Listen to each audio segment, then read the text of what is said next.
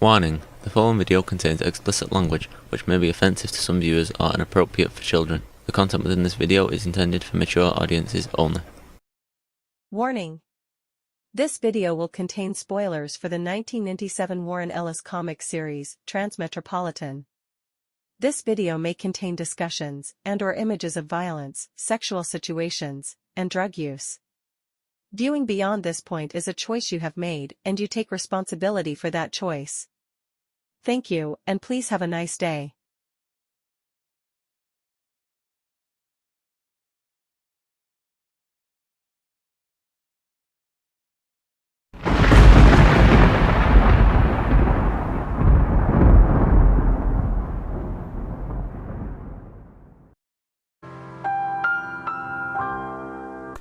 Hello and welcome to this video.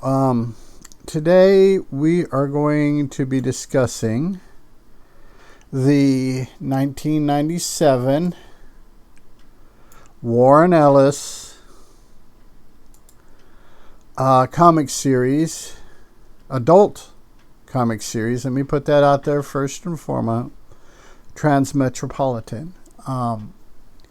It is listed or classified as a cyberpunk / transhumanist comic series. Darick Robertson did the art for it, and Warren Ellis, like I said, wrote it. It was originally released on imprint Helix by DC Comics. But the series, the DC branch, the imprint Helix was shut down, so it was moved over to Vertigo.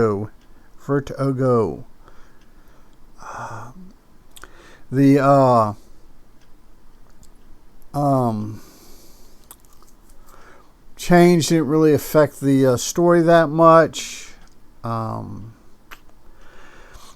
The story centers around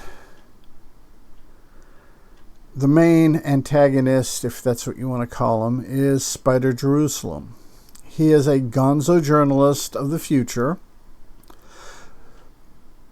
loosely based on, well, a little bit more than loosely, based on Hunter S. Thompson and H.L. Meacham. There's a lot of similarities in both of those journalists' personalities, both between Thompson and Meacham, and Meacham, Thompson, and the fictional Spider Jerusalem. It is a very robust comic. We are joined, or I should say, Jerusalem is joined by his assistant, Yolanda Rossine, Rossine, and Shannon Yarrow, Yarrow. Shannon is his first assistant. He actually first meets her. He's covering a riot in a slum area of the town that they're in, city, which is never really specified. In fact, the whole timeline, or the placement in time, the future, is never really stated. It's never really said that this is this year or that year, or what have you. There is some fan speculation on Reddit and other places that it is mid-late 23rd century. The story starts out with Jerusalem having retired, basically isolated himself on a hilltop in an undisclosed area outside of an undisclosed city, or vaguely Colorado. The only problem is Jerusalem still owes a publisher some books. His fortified mountain hideaway is an exaggeration of Thompson's Woody Creek, down to booby traps and bombs and shooting guns and bazookas. I mean, it's an exaggeration of what Thompson did. It's trust me, as wild and crazy as Thompson was, Jerusalem is that multiplied by 100 and to the second power. It is embellished for the story. So Jerusalem, or Spider, I'm going to call him Spider because Jerusalem is screwing with my tongue right now, has to return to the city because he knows in his heart of hearts that he can't sit up on the mountain and write books. He has to be down in the filth and the mud and all that good silly stuff. He also needs a job.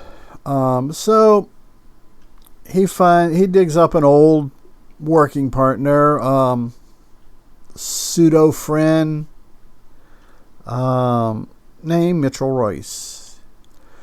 And he basically, by leveraging his popularity and their friendship, gets a pretty decent deal. Not a sweet deal, just, not bad. And this is when we're introduced to a bit of technology that I think is or has been inspired or based on the replicators from Star Trek.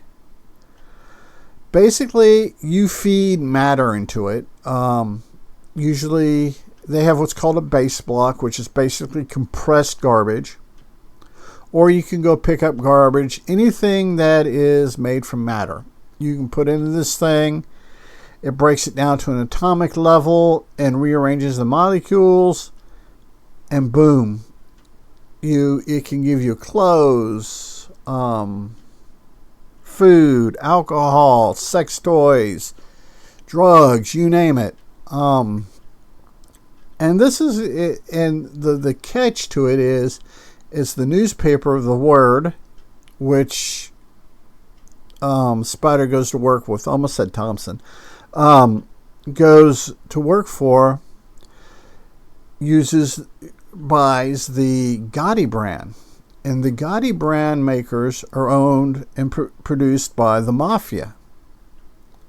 And the particular maker that Thompson has manufactured drugs for computers and is addicted to its own drugs. And it's just wild throughout the series. You have this drug addicted thing,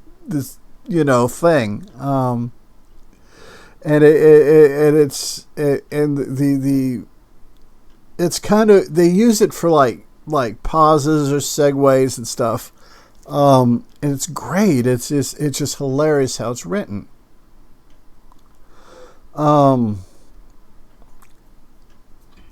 While covering, like I say,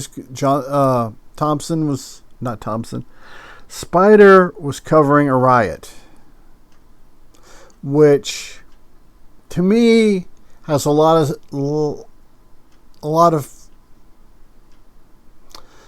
not parallel, it takes a lot of inspiration from the 68 Democratic riots in Chicago.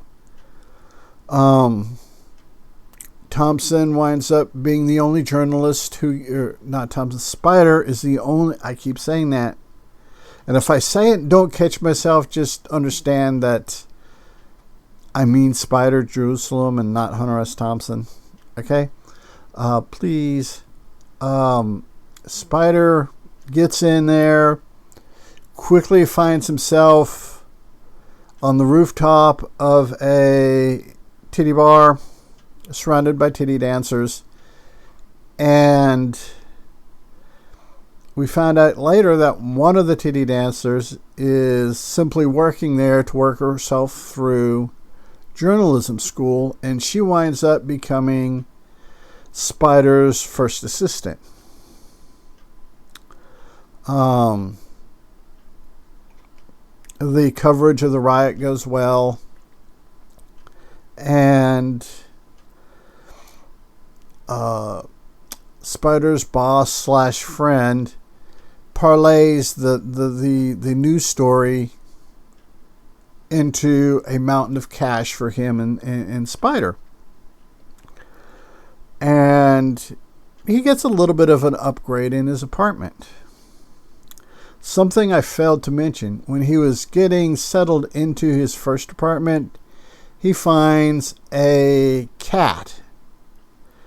It's got one head, but it's got two faces.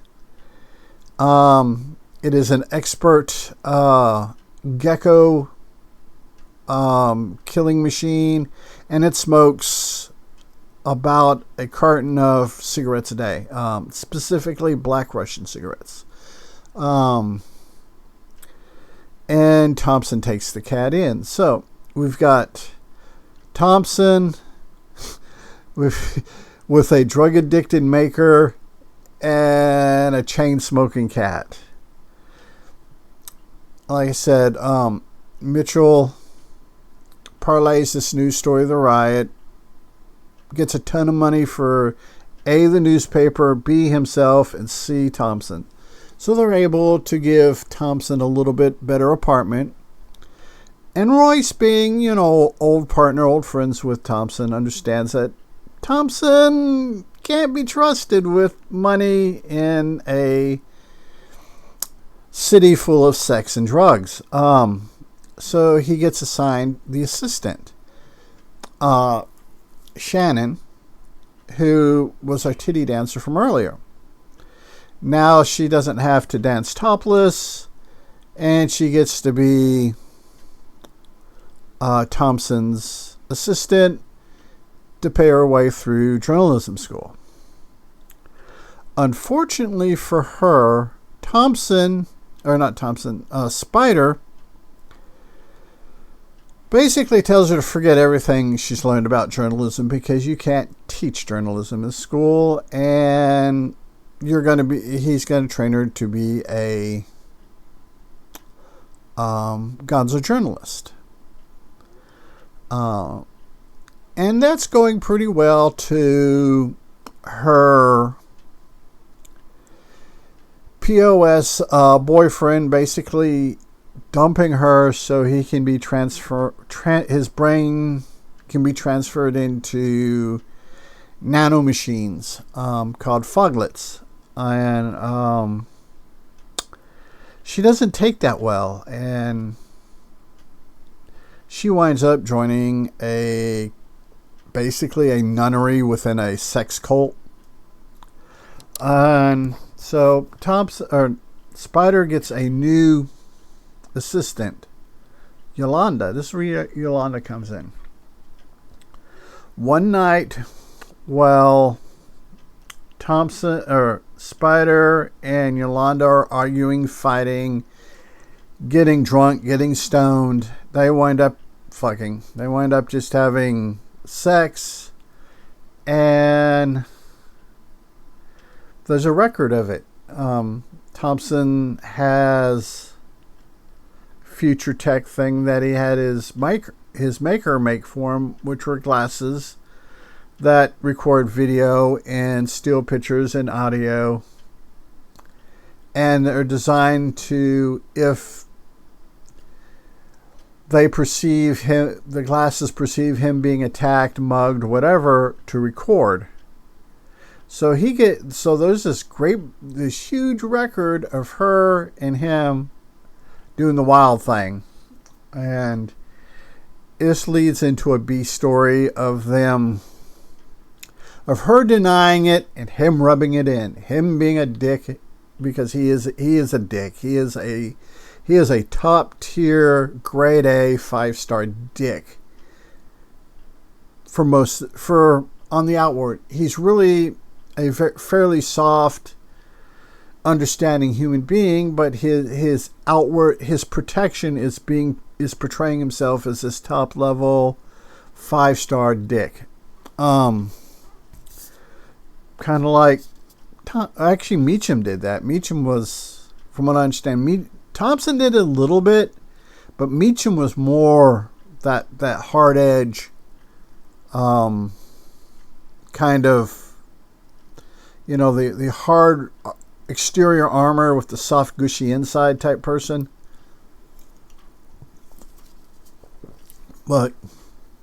And I do encourage you to if you don't know who H.L. Meacham is or Hunter S. Thompson, to look him up and do research on them and find out about these two interesting individuals and the time periods in which they lived and how that affected them, which in turn affected this comic. But yeah, and eventually Spider goes head to head with a politician. There's some chicanery and some fuckery, and along the way Shannon turns up and Thompson convinces the newspaper to hire her on as a bodyguard, and we have this trio. They go through a series of adventures fighting the politician. There's a sub-story about people that were in the late 20th century, early 21st century, that went into cryogenic freeze, that in this future date are being revived. Revivals are what they're called. And some of them are getting new bodies grown. Some of them are getting completely different bodies, different genders, different races, a mixture of race and gender, and depending on whatever they wanted in their contract. And there's a sub-story of Spider befriending one, which helps him out later on in the series. And he tells her story of being, a photojournalist, having met people like Mandela and Kennedy's, and just all these people, saw the Berlin Wall fall, all this good stuff, and how basically the future has gotten to the point where it has no respect for its past, no respect for what came before. And plus the trauma and the PTSD from being cryogenically frozen and everything changing so vastly, so much while they were in cryo, that a lot of them are just a lot of them can't handle it. They're just kind of comatose, living in alleys, becoming homeless, living in shelters and stuff like that. And that is one of the beautiful. Some of the sub stories are beautiful. There's one there's a sub story that just will rip your fucking heart out if you have any empathy as a human being at all. He tells the story of a woman he met that was basically sexually abused by her older brother, repeatedly raped, no penetration, just basically a little bit of oral, a little bit of semen in the face or on the tits, but he took care of her. He made sure she had food, made sure she didn't have, no one picked on her, and when it sunk in on her older brother, when he realized what a piece of shit he was, he kills himself. And it goes into the story of how this negatively affected this girl and how it negatively affected him. And one of the things he points out, could you imagine being in a position where everything you own, everything you have, you got because you let an older sibling basically sexually molest you. You know, this teddy bear or this dress or this pair of shoes. And it is like I said, that sub story, if you have any empathy as a human being, it will rip your fucking heart out. We go through the main story. We get back to our main story. And our main story has its ups and its downs. And everything in the end connects back to the very, very beginning. One of the things that happens to Spider is he develops basically brain rot. He's losing cognitive. It's like Alzheimer's on steroids type disease he develops. And he's fighting that while trying to fight the evil politician they've been fighting. And his assistants are trying to take care of him. And he keeps going out on his own. And it's, like I said, it's a well-told story. And I really highly recommend checking it out, especially if you're a Hunter S. Thompson fan. It's kind of retro future, present retro future, because there's a lot of things you read in there, even though it's set at an anonymous future date, that you're like, this applies today, and it's good storytelling. And it is worth checking out. So, for all you guys out there, I hope things are going good. I hope things, if they are going good, stay good. If they're not going good, hopefully they get good. And as always, be a good human. Be good to other humans. Peace. Hey, it's 10 p.m. Do you know where your children are?